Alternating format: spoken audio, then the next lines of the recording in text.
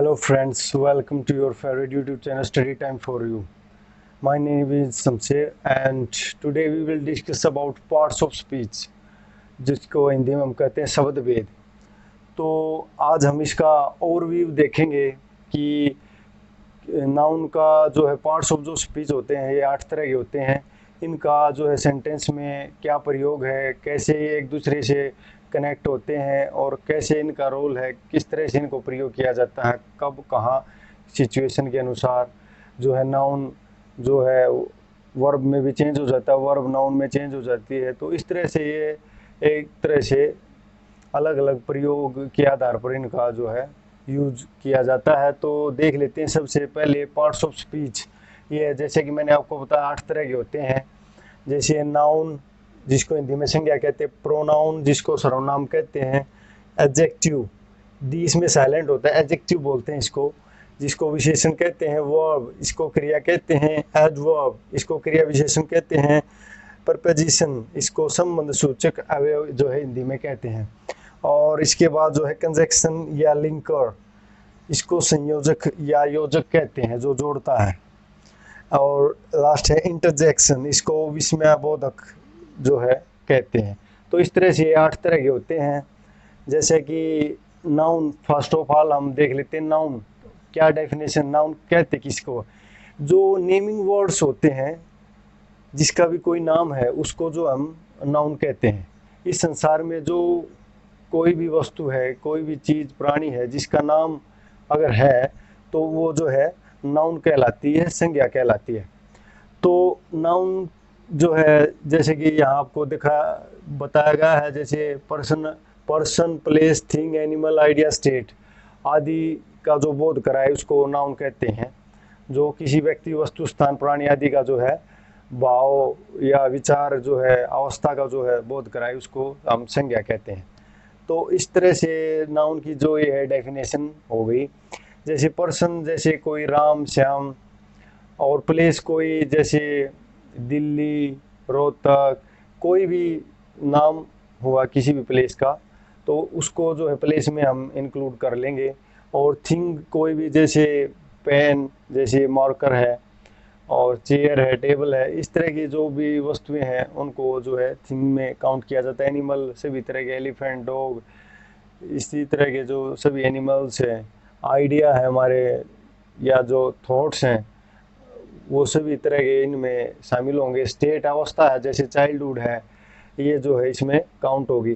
तो आगे चलकर जो है ना उनको अलग अलग कैटेगरी में बांटा गया है उसके सुविधा अनुसार, ताकि हमें जो है आसानी से उनको समझ सके। जैसे प्रॉपर नाउन, कॉमन नाउन और collective noun, material noun, abstract noun, ये जो 5 तरह की कैटेगरी है नाउन की। जो है पूरी डिटेल में हम आपको जो है नेक्स्ट वीडियो में जब हम स्टार्ट करेंगे पार्ट ऑफ स्पीच का डिटेल स्टडी, तो उसमें जो है करवाया जाएगा। जैसे नाउन की, जैसे प्रॉपर नाउन है जैसे राम श्याम, तो ये पर्टिकुलर किसी व्यक्ति, वस्तु, स्थान, प्राणी आदि के नाम को जो बोध कराए उसको प्रॉपर नाउन कहते हैं। जैसे राम एंड श्याम, तो राम और श्याम ये जो पर्टिकुलर नेम है तो इनको जो प्रॉपर नाउन के अंतर्गत रखा जाता है। जैसे गंगा है, यमुना है, ये पर्टिकुलर रिवर का नाम है तो इनको पर्टिकुलर जो है नेम दिया गया है तो उसको प्रॉपर नाउन में हम रखेंगे। तो इस तरह से कोई प्लेस है जैसे रोहतक, दिल्ली, जैसे आपको बताया, पर्टिकुलर प्लेस का नाम हमें अगर मेंशन कर दिया तो प्रॉपर नाउन में हो जाएगा।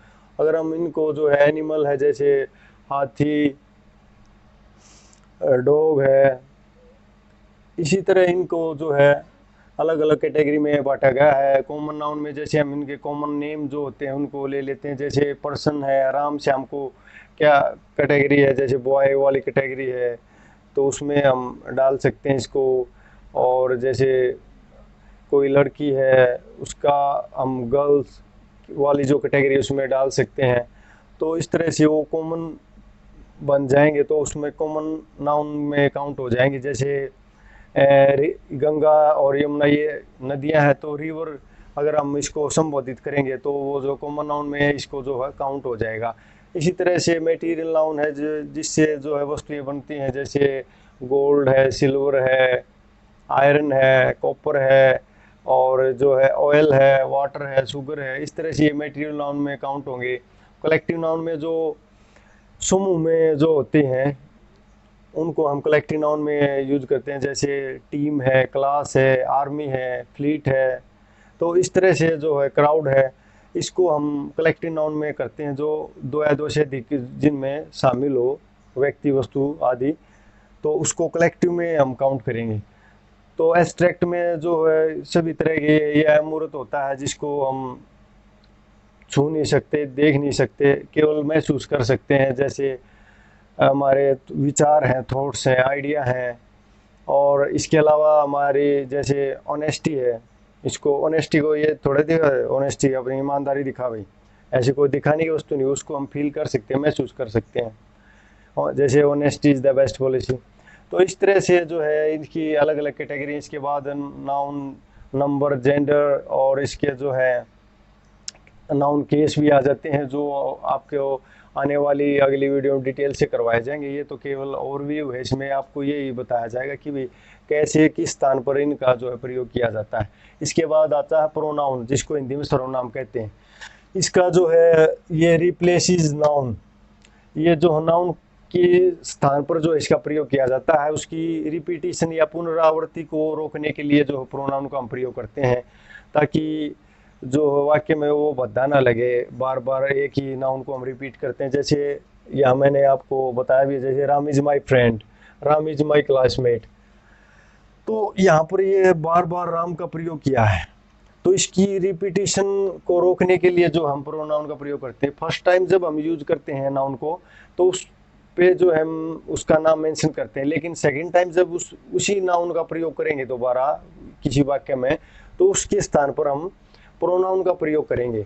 जैसे Ram is my friend, he is my classmate. तो ही जो यहाँ पर आया है, ये जो प्रोनाउन है, राम की जगह पर जो है इसका प्रयोग किया गया है, तो इसकी पुनरावृत्ति को रोकने के लिए जो प्रोनाउन का प्रयोग किया जाता है, जैसे first person, second person, third person जो प्रोनाउन में आते हैं। फर्स्ट पर्सन जैसे I, my, me, we, our, us. Second person जैसे यू, योर, यू। और थर्ड पर्सन जैसे he, his, him, she, her, they, their, them, etcetera जो है इसमें शामिल होते हैं। तो इस तरह से प्रोनाउन की भी कई कैटेगरी हैं, जैसे पर्सनल प्रोनाउन है, रिफ्लेक्सिव प्रोनाउन है, रेसिप्रोकल प्रोनाउन है, इंडेफिनिट प्रोनाउन है, और इंटेरोगेटिव प्रोनाउन है, पॉजेसिव प्रोनाउन है, तो डेमोन्स्ट्रेटिव प्रोनाउन है। और इस तरह से इसकी विभिन्न डिस्ट्रीब्यूटिव प्रोनाउन है, विभिन्न कैटेगरी है प्रोनाउन। तो नेक्स्ट देख लेते हैं एडजेक्टिव। डी इसमें साइलेंट होता है, इसको एडजेक्टिव बोलते हैं, जिसका हिंदी में अर्थ होता है विशेषण। तो ये क्या होता है विशेषण? जो संज्ञा या सर्वनाम जो होते हैं उसमें उसको क्वालिफाई करता है, adds something to the meaning of a noun. तो इस तरह से जो है नाउन या जो है प्रोनाउन, इनको जो है ये क्वालिफाई करता है। और जो है इसकी जैसे पॉजिटिव डिग्री, कंपैरेटिव डिग्री और सुपरलेटिव डिग्री होती हैं। तो जैसे adjective of quality, adjective of quantity.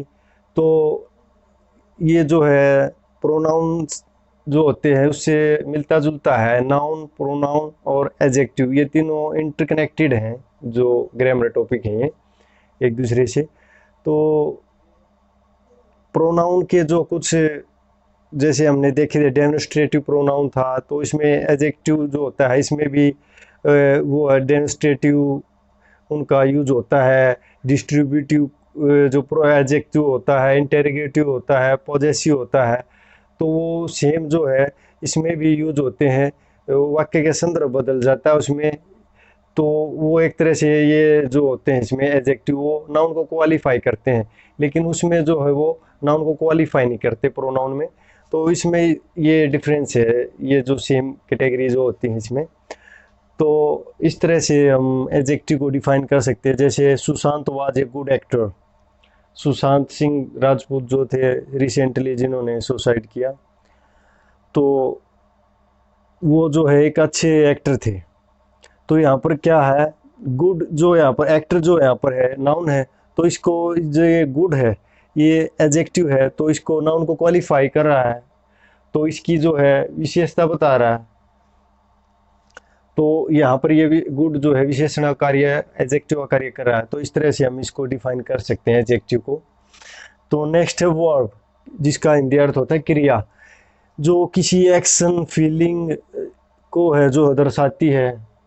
क्रिया वो होती है जो जिसमें किसी कार्य का होना या करना पाया जाए, और ये सब्जेक्ट के बारे में बताती है, भाई सब्जेक्ट क्या कर रहा है या सब्जेक्ट पर जो है कोई कार्य हो रहा है या नहीं हो रहा है, तो उसकी जो है ये एक्सप्लेनेशन देती है। जैसे इसमें ही इज़ प्लेइंग क्रिकेट, तो ही जो सब्जेक्ट है इसमें प्रोनाउन है, ही इज़ जो हेल्पिंग वर्ब है, प्लेइंग जो है मेन वर्ब है, और क्रिकेट जो नाउन है। तो इस तरह से जो है ये कोई कार्य चल रहा है, कोई क्रिया चल रही है, सब्जेक्ट के बारे में बताया जा रहा है, इसमें भी ही क्या कर रहा है, क्रिकेट खेल रहा है। तो यहाँ मेन वर्ब जो है ये प्लेइंग है, और हेल्पिंग वर्ब जो है ये इज है। तो वर्ब जो है इसमें जो प्राइमरी एक्सिलरी होती हैं और मॉडल एक्सिलरी होती हैं। प्राइमरी एक्सिलरी जैसे जम आर ये वाज वर, इस तरह की जो ये आगे आपको पूरी डिटेल में बताया जाएगा। और इस तरह से ट्रांजिटिव वर्ब होती है, इंट्रांजिटिव वर्ब होती है, सहकर्मक क्रिया, एकर्मक क्रिया जिनको बोलते हैं, ट्रांजिटिव को सहकर्मक और इंट्रांजिटिव एकर्मक क्रिया।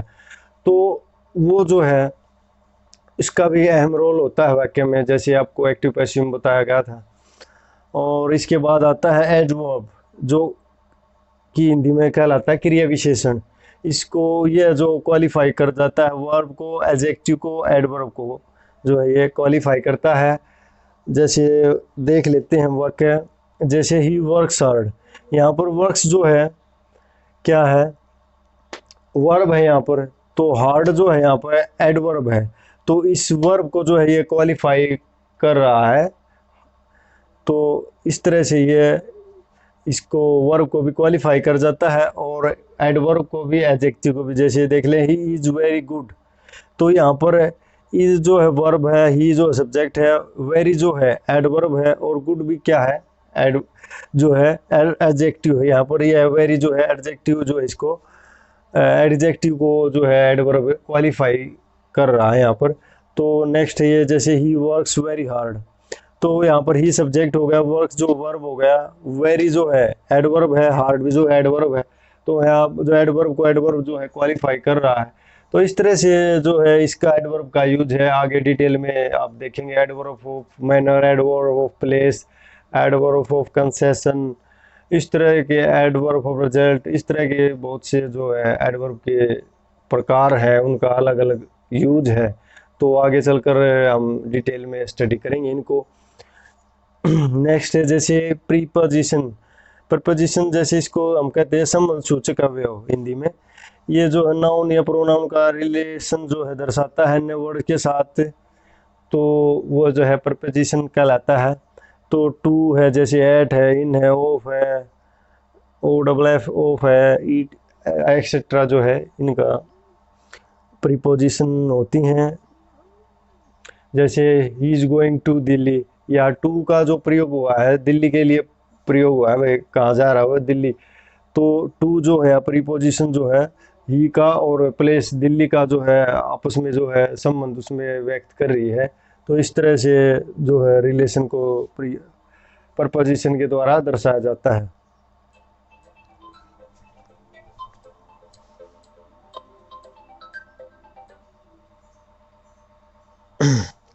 और इसके अलावा हम देख लेते हैं, जैसे नेक्स्ट है 7 नंबर पे कंजक्शन। इसको लिंकर भी कहते हैं। लिंकर मतलब जो लिंक करता है किसी भी चीज़, किसी भी वाक्य को, संयोजक बोलते हैं इसको, योजक जो जोड़ता है वाक्य को। और वाक्य को शॉर्ट करने के लिए भी ये जो है लिंकर का जो है हम प्रयोग करते हैं। जैसे विच ज्वाइंस वर्ड्स, फ्रेजेस, क्लाउजेज, जो शब्दों को जोड़ता है, फ्रेजेस को जोड़ता है, क्लाउजेज को जोड़ता है, और वाक्य को शॉर्ट भी करता है ये। जैसे हम देख लेते हैं, Ram is a good boy, Shyam is a good boy. तो अगर हम दोनों को जोड़ना चाहते हैं, एंड से जोड़ते हैं, और तो इसको जो है संक्षेप भी कर सकते हैं, जैसे Ram and Shyam are good boys.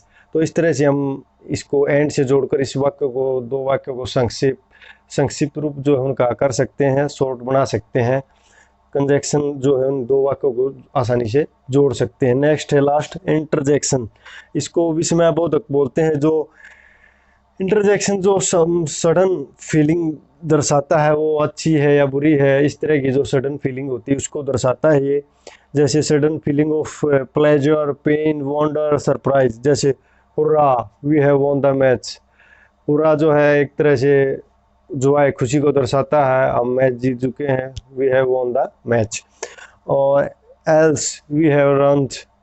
Else जो है ALS जिसकी स्पेलिंग होती है वो होता है जैसे सोरो को दर्शाता है, दुख को व्यक्त करता है, वी हैव रन, हम बर्बाद हो गए। तो इस तरह से जो है सडन फीलिंग होती है, इमोशन होता है, उसको दर्शाने के लिए इंटरजेक्शन का प्रयोग करते हैं।